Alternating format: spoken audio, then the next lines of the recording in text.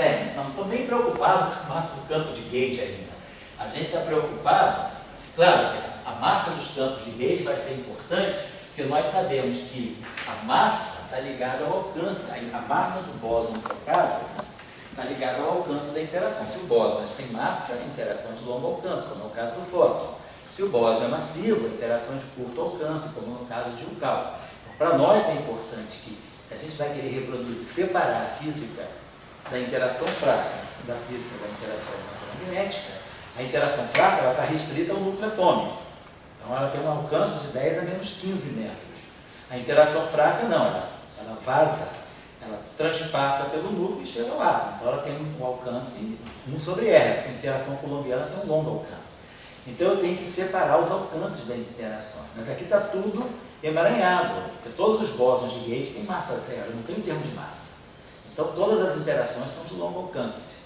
Então, da onde é que eu vou poder tirar uma física de interação fraca daí, se ela tem alcance limitadíssimo ao núcleo atômico e todos os alcances aí estão sendo alcances infinitos, porque todos os bósons de gauge têm massa zero. Então os alcances são coulombianos.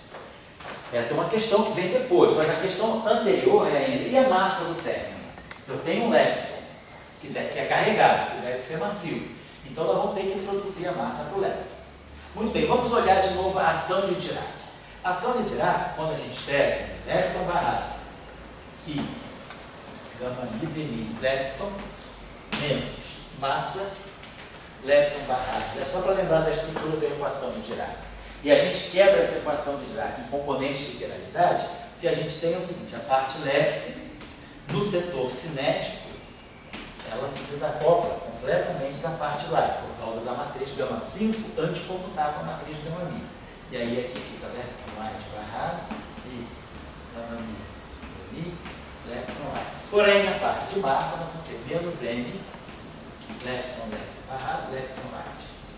Menos m, lepton right barrado, lepton right. Então, para ter um termo de massa, eu preciso acoplar a parte left com a parte right. Preciso juntar. As interações de gauge não fazem isso. Nós sabemos que as interações de gauge, elas preservam a quiralidade. Deixa eu apagar isso aqui. Aí está claro para a gente já sabe o que é.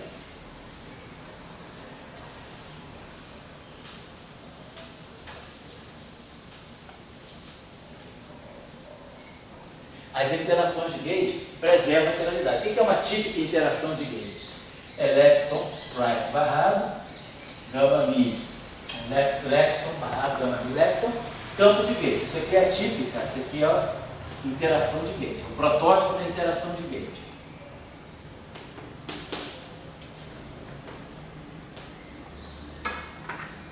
Então a interação de gauge, ela, como a matriz gama 5, de novo, a matriz gama 5 anticomuta com os gama mis, a parte left e a parte right se desacoplam. Então, nas interações de gauge, eu tenho left,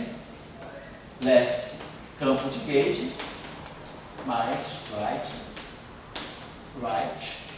campo de gauge. Então, a interação de gauge, ela não troca a quiralidade, é uma interação que preserva a quiralidade. O férmion é o férmion que emite e o férmion que absorve, a quiralidade é a mesma. Tem alguma coisa que só mistura left com left, ou right com right. Ela não mistura left com right. Mas uma interação escalar, uma interação tipo Yukawa, como é que é a interação tipo Yukawa?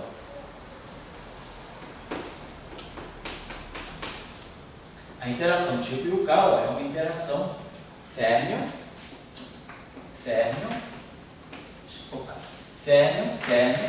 ou pode ser assim, lepton, escalar, ou lepton barrado, gama 5, lepton, φ. Então, a interação tipo Yukawa, ela ou tem a matriz identidade, ou tem a matriz gama 5. Então, ela vai dar para nós. Podemos botar aqui um outro escalar, vou botar aqui um escalar S. Então, na primeira interação, nós vamos ter left barrado, gama mi left,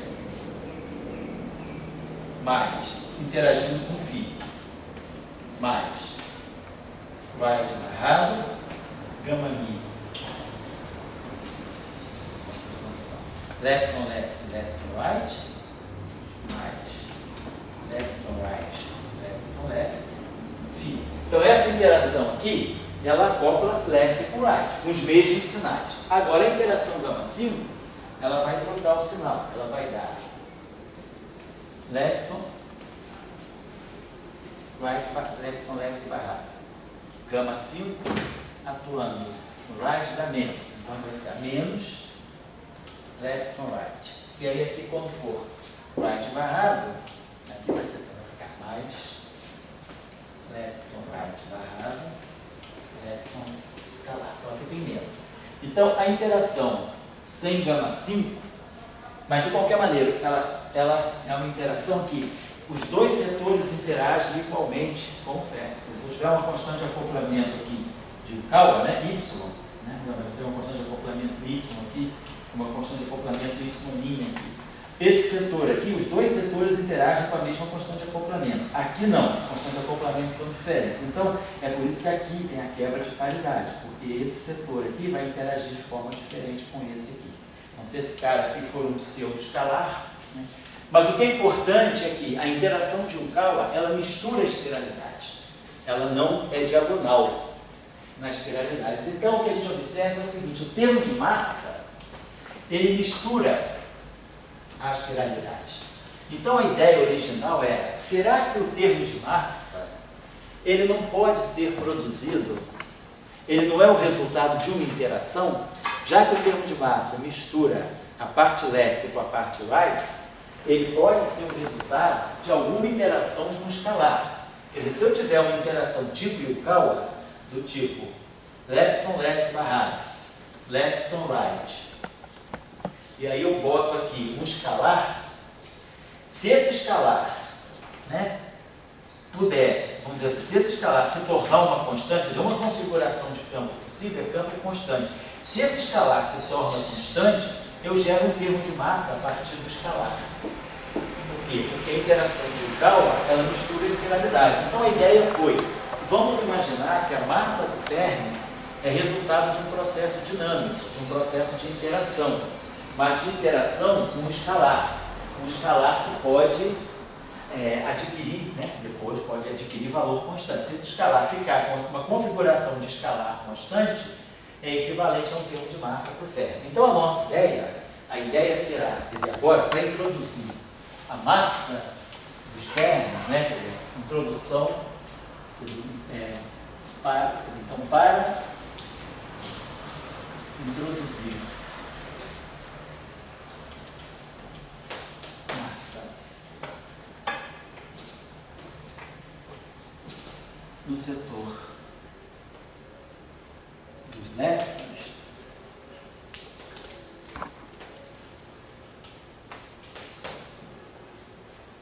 a ideia é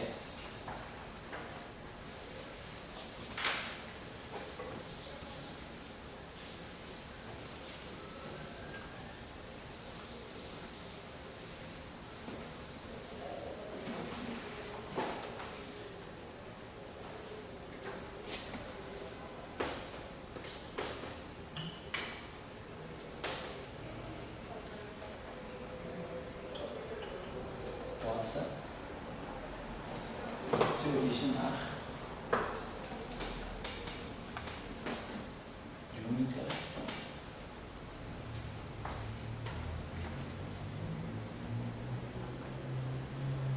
Tipo Yukawa. Então, pelas razões que eu já expliquei, a interação de Yukawa é uma interação que mistura a parte left com a parte right. Então, se ela mistura a parte left com a parte right, ela pode, talvez esse campo escalar da interação, ele pode assumir um valor constante e isso gerar, a interação virar um termo de massa. Bom, só que, vamos pensar, nós temos a seguinte estrutura, nós temos left e barrado. Então o setor left está todo preso no duplete. Aqui eu tenho right. Então o termo de massa, um escalar, seria alguma coisa desse tipo. Eu vou colocar aqui vezes o campo escalar. Quer dizer, isso aqui é a minha interação de Cauchy.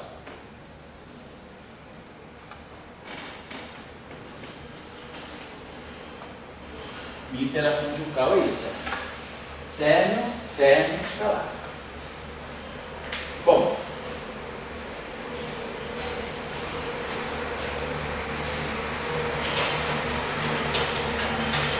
agora, esse cara aqui é um dublete de SO2.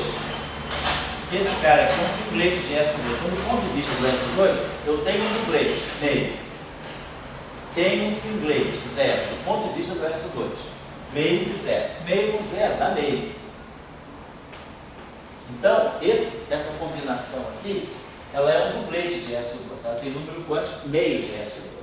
Para eu formar um escalar de SO2, e agora, esse escalar aqui, eu não sei ainda qual é a especificação dele segundo SO2, mas eu sei que no final do dia, isso tudo aqui tem que ser um singlete de SO2. Eu quero um termo, quero introduzir uma interação que não quebre SO2. Ela não vai nem quebrar SO2 e nem vai quebrar o 1. Então eu quero introduzir um escalar que vá ter as atribuições de números quânticos, tanto de I3 quanto de Y, e mantenham, façam que essa simetria seja invariante de SO2, portanto tem I3 igual a zero, seja invariante de SO2, e seja um invariante de 1, tem a carga zero, segundo o 1 é um hipercarga. Então, se isso aqui é um dublete e isso aqui é um singlete, esse produto aqui já é um dublete. Então, o único jeito de eu gerar um singlete de SO2 a partir de um dublete é colocando outro dublete, porque meio com meio pode dar 0 e 1. Eu sei como formar um singlete, né? A partir, formar um singlete a partir de dois dubletes. Quer dizer, a gente pode formar, quer dizer, quando a gente tem dois dubletes de SO2, suponhamos que eu tenho um dublete alfa, beta de SO2, um dublete gama, delta. Tenha dois dubletes de SO2. Então, esse aqui é meio.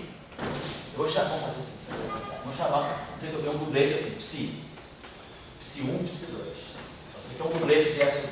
E tem um outro dublete, Ki 1, Ki 2. Eu sei que se eu formar essa grandeza aqui, Psi d'H,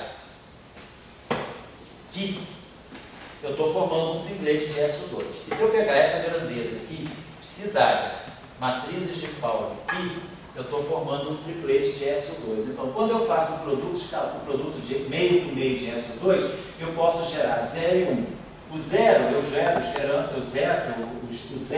gero a partir dessa combinação. E o triplete eu gero a partir dessa combinação. Então, isso aqui é o singlete de SO2 e isso aqui é o triplete de SO2. Então, é assim que nós formamos. Então, como o nosso escalar tem que ser, então, um dublete, eu vou querer formar, depois de eu pegar esse dublete de escalares, eu vou querer formar um singlete. Então, a única saída que eu tenho é tomar esse escalar, quer dizer, o escalar que vai entrar aí, que é o escalar de Higgs, né? Então, vamos introduzir um escalar φ, que seja dublete, ele é meio de SO2. Agora, então, ele vai ter que fazer isso aqui. Nós vamos pegar o dublete de leptons, vamos colocar aqui o escalar, que é o dublete de SO2, e vamos colocar aqui o lepton right. Então, isso aqui me dá meio com meio, dá 0 e 1. Mas essa combinação aqui é essa combinação aqui. É automaticamente o singlete de SO2. Isso aqui é o right. Agora, vamos ver as cargas. Do ponto de vista do U1, o left tinha carga menos 1. Então, essa carga aqui é mais 1. Esse cara aqui tinha carga menos 2. Né? Do ponto de vista da simetria U1, o lepton, se eu me lembro bem, o lepton tinha que ter carga menos meio. Não é isso? Menos meio. Então, o lepton tinha que ter carga menos 1. Então, é o setor left, né? Tanto o neutrino left quanto o lepton left, eles tinham carga menos 1. Então, como aqui está barrado, a carga, o 1 deles é mais 1. O lepton right tem carga menos 2. Então, menos 2. O 1 dá menos 1. Então, esse cara aqui tem que ter carga mais 1. Então, a gente vê o seguinte, que o dublete, eu vou ter que introduzir um dublete de escalares de SO2 e eles vão ter que ter carga Y, quer dizer, a carga Y do dublete φ vai ser mais 1.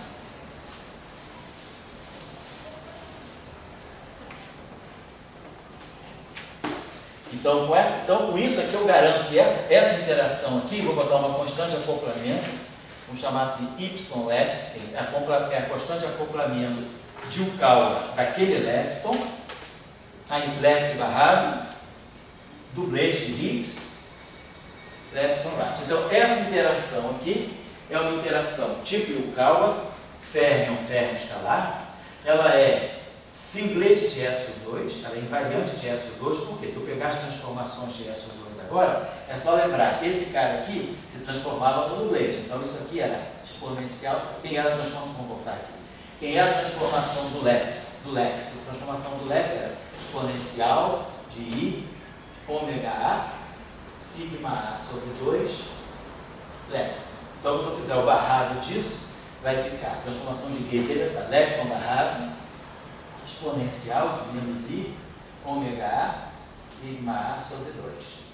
Aí quem é o φ? O φ ele tem carga mais 1, segundo, não, ele é um dublete de SO2, então ele se transforma da mesma maneira. Então vai ficar aqui exponencial de I, ômega B, sigma B sobre 2, φ. E esse cara aqui é invariante de SO2, então ele não se transforma segundo SO2. Então, essa exponencial é exatamente igual a essa se cancela. Então, isso aqui é invariante SO2, porque eu conheço a transformação SO2 do L e conheço a transformação L2 do φ, que é a mesma questão do dublete. Todos os dois são dubletes de SO2. Então, qualquer dublete se transforma assim. Então, essa transformação mata essa e o left, o right não se transforma. Então, é invariante SO2? É. Agora, não vem invariância 1. Qual é a carga desse cara aqui? A carga desse cara aqui era mais 1. Então, a transformação de fase dele vai ser lepton barrado, exponencial, menos I, alfa. A carga desse cara aqui então, a carga desse cara aqui é mais 1, então isso aqui fica menos 1. A carga desse cara aqui é mais 1, então vai ficar exponencial de I, alfa, φ. Uma coisa errada. Esse cara aqui tinha carga menos 1. Esse cara tem carga mais 1, perdão. Porque a carga desse cara aqui, isso, era menos 1 para poder matar a carga do neutrino. Então a carga desse cara é menos 1, o L. Então o L barrado é mais 1. Então se o L se transforma dessa forma, isso é o L. O L barrado vai se transformar dessa forma. Tá certo? O φ se transforma desse modo porque já tem carga mais 1.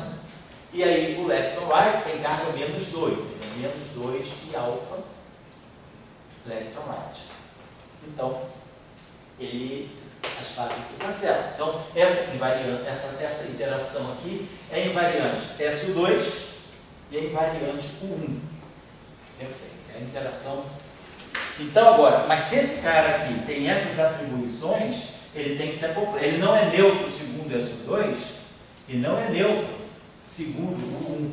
Então, ele tem que se acoplar.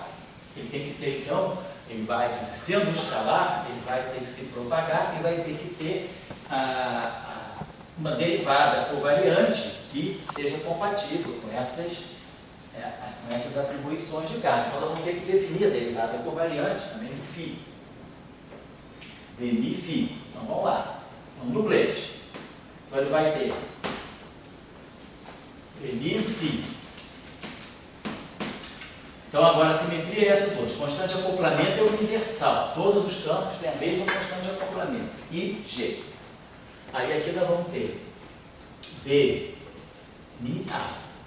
E aí aqui vamos ter sigma A sobre 2.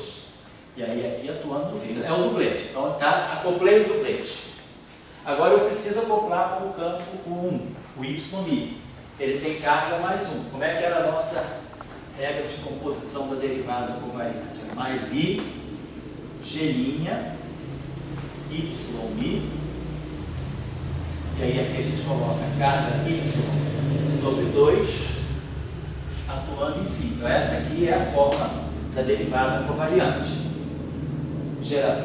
Campo de gauge, gerador. Campo de gauge, gerador. Só que a carga, o 1 dele é mais 1. Então aqui eu posso substituir esse y por 1. Então, para efeito dessa carga aqui, né, ela vale mais 1. Então, eu vou dizer que esse termo aqui para nós é I sobre 2, G', Y', φ. Então, é a carga por 1. Então, o meu campo, eu tive que introduzir um escalar, porque eu quero que a partir de escalar eu gere massa, quero que esse escalar de alguma forma vá me induzir um termo de massa e, ao mesmo tempo, eu quero que esse escalar, como tem números quânticos, tanto de SO2 quanto de 1, ele não é neutro. Segundo as duas simetrias, ele não é neutro. Ele é carregado segundo ambas as simetrias. Então, ele precisa se acoplar os dois campos de luz. Tá, muito bem. Vamos dar só uma olhadinha nessa interação de Yukawa.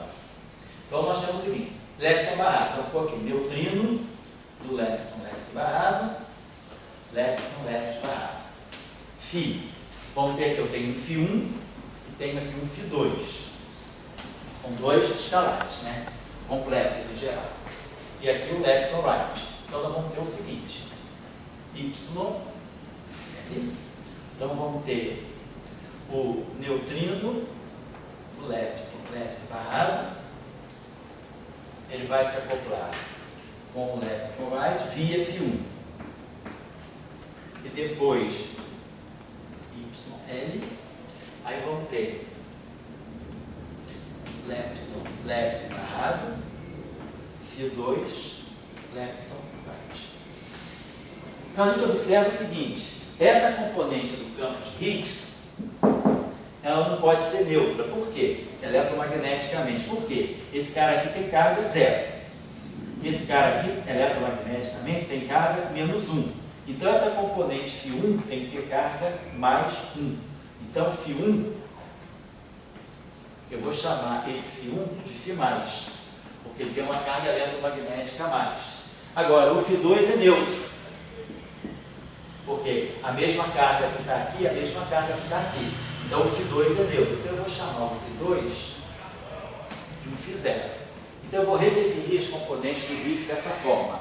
Φ+ é a componente de cima e Φ0 é a componente de baixo. Então, vamos redefinir agora. Então, o nosso campo de Higgs vai ter essa estrutura. Vamos colocar aqui. A estrutura do nosso campo de Higgs, esse doblete de Higgs, vai ser Φ+ e Φ0. Mas nada disso ainda sobre a massa. Nós temos apenas acoplamentos de Yukawa.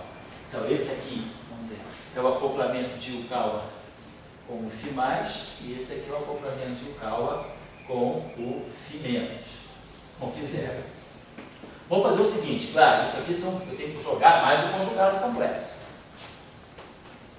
Isso aqui tem que ser real, o gradiano tem que ser real. Então, é claro, que eu estou jogando aqui mais Y, né? Aí vamos pensar, lepton right barrado, neutrino lepton, e aí Φ+ star. Φ+ star é um fimento, posso até chamar de fimento, que é o Φ+ star. E mais depois esse aqui, mais Y lepton. Vamos tomar a constante de acoplamento reais, lepton right barrado, lepton left, Φ0 star. Ninguém disse que o Φ0 é real, estou dizendo que ele é neutro, mas não estou dizendo que ele é real, é um campo complexo neutro. Então ficaram essas aqui, quer dizer, esses quatro termos aqui. Só os dois termos está complexificando. Oi? Está falando real. Estou jogando com o complexo conjugado, isso, exatamente. Estou complexificando.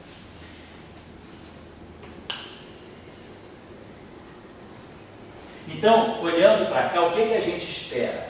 A gente espera que esse campo aqui nunca adquira uma configuração constante, porque ele nunca vai poder dar massa. Isso aqui nunca vai poder ser um termo de massa, porque se isso aqui fosse um termo de massa, isso aqui daria violando a carga elétrica. Mas o Φ0 não. O Φ0 pode adquirir uma configuração constante, porque ele vai estar misturando dois campos de mesma carga e, no fundo, ele vai estar dando massa. Então, se sob algum aspecto, né, sob algumas circunstâncias, esse Φ0 se tornar um campo constante, ele está dando massa para o lepton, mas ele não, o Φ- ou o Φ+ não vão poder ser constantes, porque se eles fossem constantes, eles iam gerar uma espécie de um termo fermiônico que violaria a carga elétrica. Então, não tem, então, mas vamos ver. Mas isso tudo é uma previsão, nós estamos apenas organizando. Então a gente já sabe quais vão ser as interações. Então nós parametrizamos o nosso campo φ dessa forma, tudo aqui. Agora, só para finalizar, vamos dar uma olhadinha então, nas interações de gauge do Higgs, do dublê de escalares.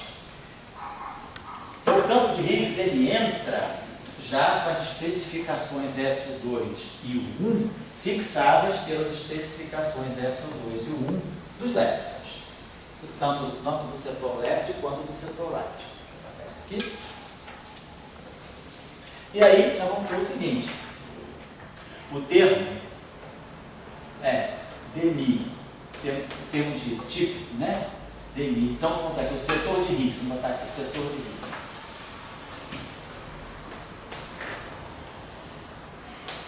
Então nós falamos do setor de férmions, do setor de gauge, do setor de leptons, perdão, do setor de gauge, agora do setor de Higgs. Então o setor de Higgs, eu vou poder escrever um lagrangiano, vamos colocar aqui Higgs, que vai ser dmi φ Dagger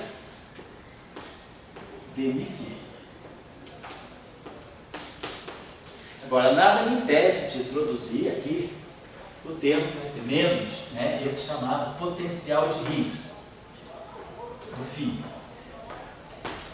E aí a gente já sabe, né, que o potencial escalar ele tem que ser no máximo 4. Então a gente pode introduzir aqui, a gente introduz aqui um termo que vai ser M2, vou chamar esse termo aqui de Mi2, φ Dagger φ. Professor? Oi? Esse potencial é de alta interação? É de alta interação, mais lambda, exatamente, sobre 4.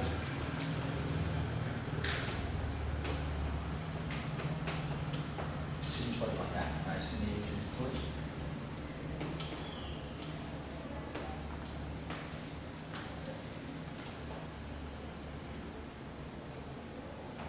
Assim.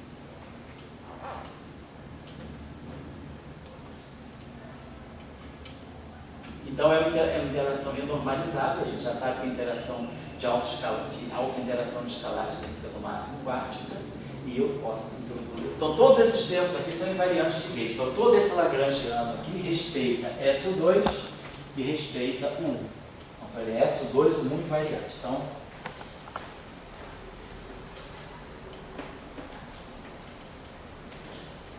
invariante sobre SO2.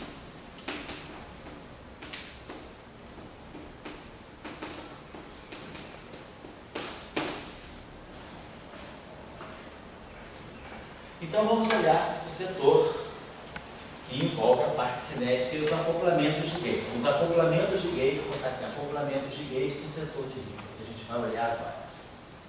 Tá.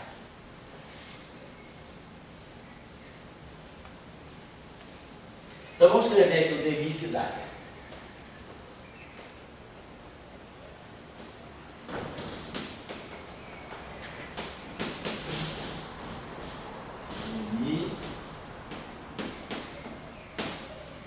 Aí vamos ter aqui menos I G φ Dagger sigma BMA sigma sobre 2 BMA. Os campos são reais, BMA são reais, as matrizes de Fowler elas são hermitianas. Então eu troquei a ordem, mas vou aqui φ Dagger.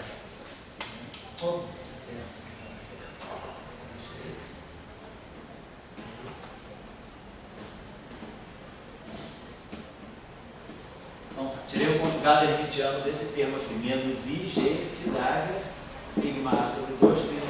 E vou tirar o conjugado hermitiano desse aqui, então menos I. Então esse termo aqui deu 1, então aqui eu posso tirar isso aqui, vou botar aqui já mais um meio, I sobre 2, φ.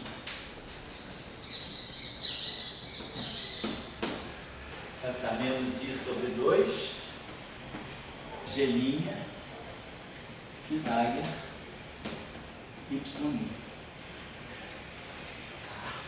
Então agora, as interações do setor de Higgs vem daqui, vamos lá. Vai ficar dmi φ Dagger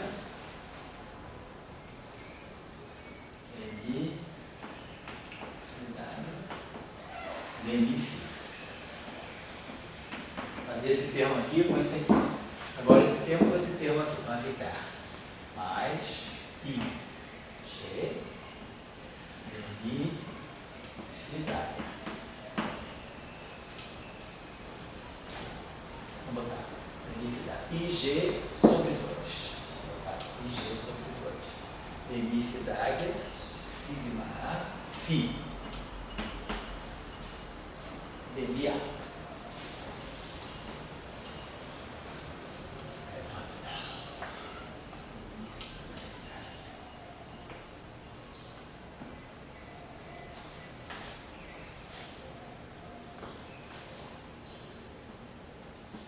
Então, eu peguei esse termo aqui, estou fazendo esse termo aqui com esse termo aqui com esse. Agora esse termo aqui com esse. Mais I sobre 2, G'.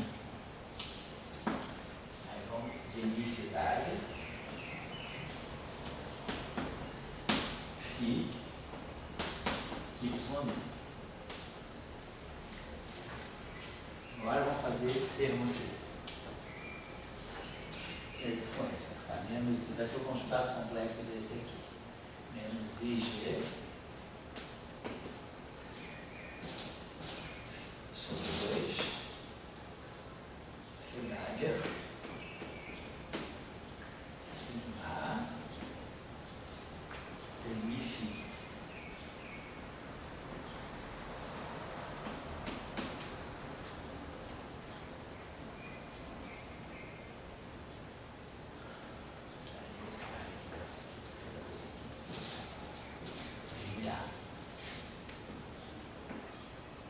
É esse aqui, né? Deixa eu botar no primeiro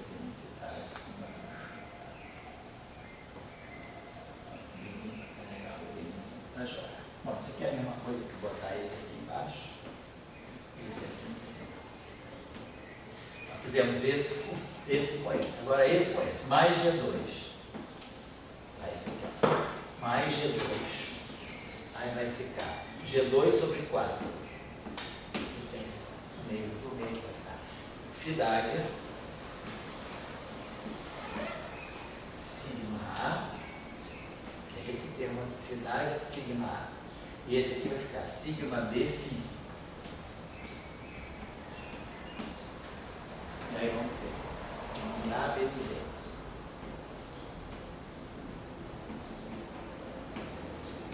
Esse termo com esse termo aqui, cruzou aqui. Então fica mais G2 sobre 4, fidária, sigma A, sigma B. Agora vamos cruzar esses termos aqui. Menos I, então aqui vai ter menos I ida a 1, vai ficar G' sobre 4, mais G' sobre 4. Esse termo aqui. Isso, menos I ida a 1, G' sobre 4, fidária, sigma A, dma, fidária, sigma Φ, aí vamos ter dma, y.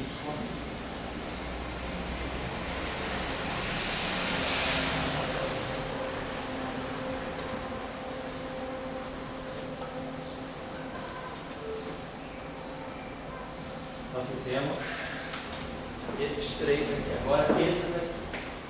Vou fazer a última parte. Esse aqui. Menos I sobre 2. Menos I sobre 2. G'.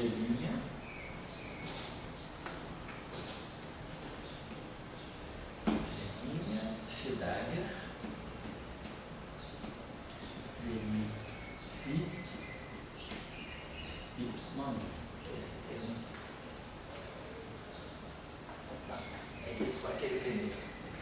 Tem que bater com esse aqui, o conjugado complexo desse aqui. Menos I sobre 2, G',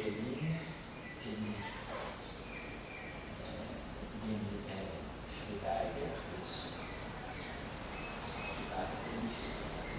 Fizemos esses dois aqui. Agora vamos fazer esses dois aqui.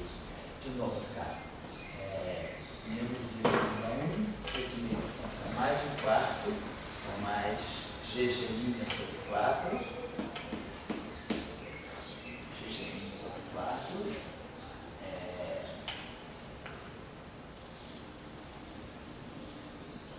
Isso.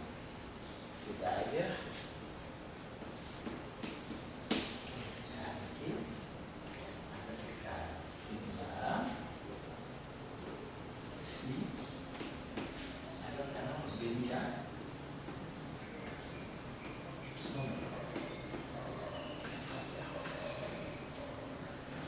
Fica exatamente igual a isso, porque se eu tirar o conjugado complexo desse aqui, exatamente essa aqui fica fidária, sigma A, BNA, Y.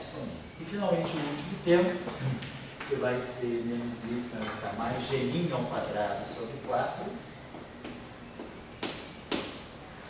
mais G' ao quadrado sobre 4, fidária Φ, Y'. Então, esse é o setor de Higgs. Então, no setor de Higgs, nós temos o termo cinético. Ah, bom, sem colocar, não coloquei aí o potencial. Estou colocando só o termo cinético e os acoplamentos de gauge.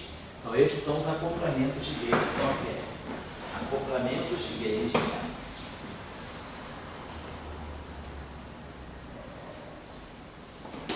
De gauge do Higgs.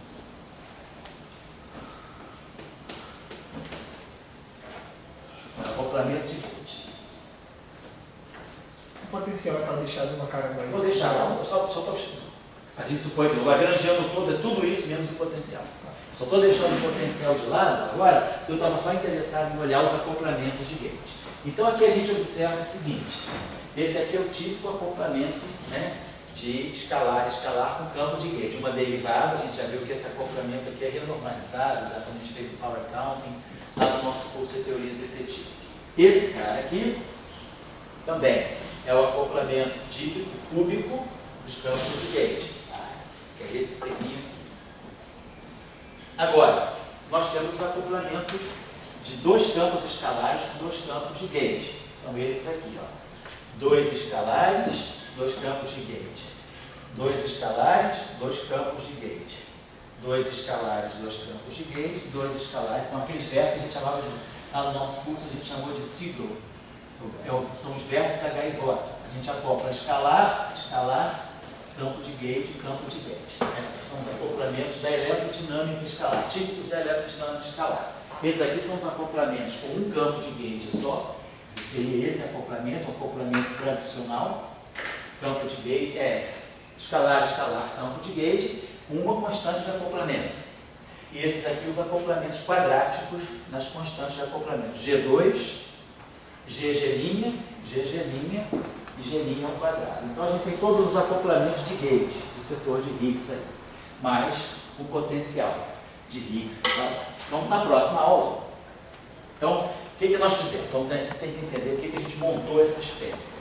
Por que a gente introduziu o escalar? A gente introduziu o escalar preocupado com a questão de gerar a massa para os férreos. Afinal de contas, eu quero que aquele elétron carregado deve ser o elétron, pode ser o muon, pode ser o tal. Então eu tenho que gerar massa para os férreos carregados. E aí a ideia é que as massas, elas vêm de interações.